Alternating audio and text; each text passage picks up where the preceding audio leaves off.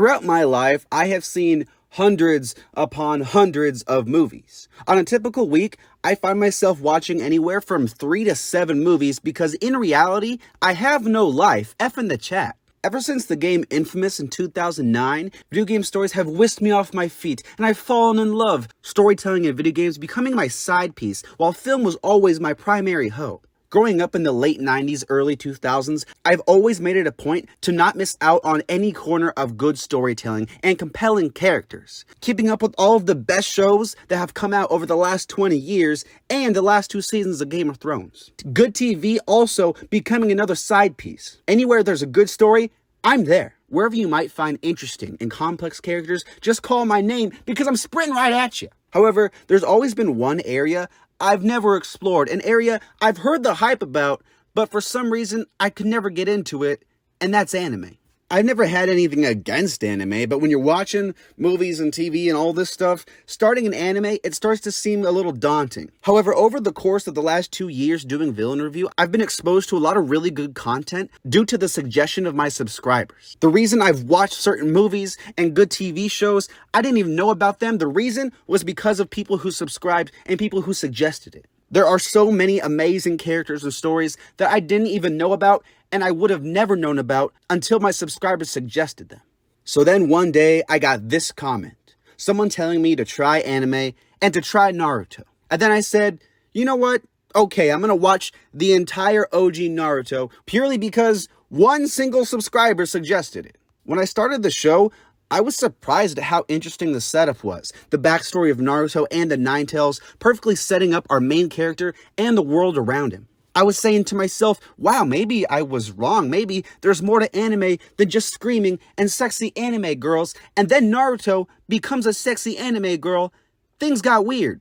I think the first few episodes they're solid, they're just alright, but then things really start to pick up when the rest of Team 7 is introduced. Just like Might Guy, I was immediately in awe of how cool Kakashi was, and all throughout the first 5 seasons, he just gets better and better. Sasuke is sad boy hours, and Sakura isn't the best, but honestly, they both have some charm to them still.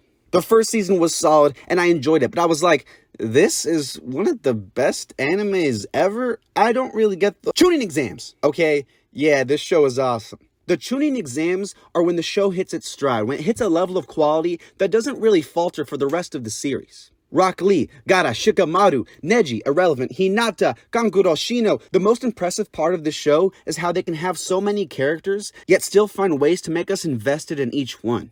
Side characters who might not seem important at first, they get their own small arcs. Even in Season 5, when things are intense, they're still taking characters who I might not care about, like Choji, and giving them time to be fleshed out so that we understand them better. Spoilers from here on out for the rest of the OG Naruto, up to Season 5, yeah. The tuning exams are great because, for one, I like seeing Team 7 try and work together. The friction between Naruto and Sasuke, it grows even more, but you still get the sense that there's this level of friendship there. The impressive thing is that while these two are butting heads, the friction between Sakura and the viewer also grows. Orochimaru is an interesting character. Heck, I even find Kabuto to be pretty interesting. All of the fights here are also great, with Rock Lee and Gaara being the standout. Him taking the weights off, come on now, that's what I call hype. Neji almost killing Hinata, intense. We get the introduction of Jiraiya, who at face value, he's just a perv, but the show knows that, and even he's explored later on as the show goes on. Neji versus Naruto, again,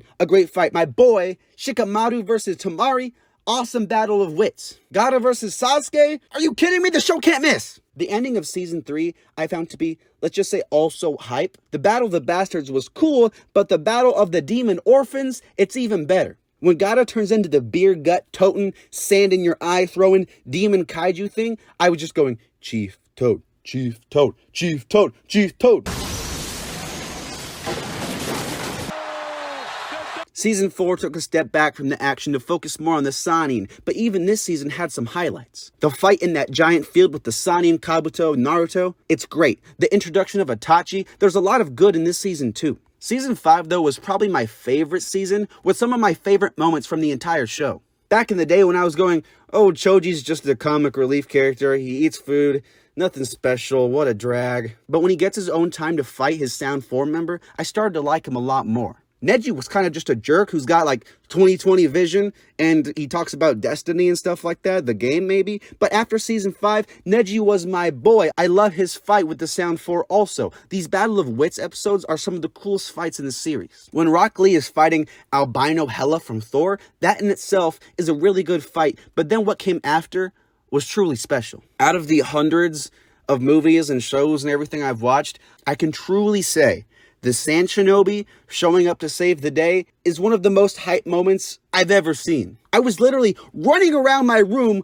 like a child screaming, and then my mom came in. J-Films, what is wrong? Mom, freaking Gara came back, and Kakura and Tamari, and they saved Rock Lee. It's the best day of my life. You don't understand. We're going out for ramen, Mom. We're going to party all night, ramen all night. We're getting drinks. We're getting shots. The final confrontation between Naruto and Sasuke, it's everything I want it to be. The fighting in this show at times can be guilty of too much talking, but I think this one hit the perfect balance of dialogue and combat.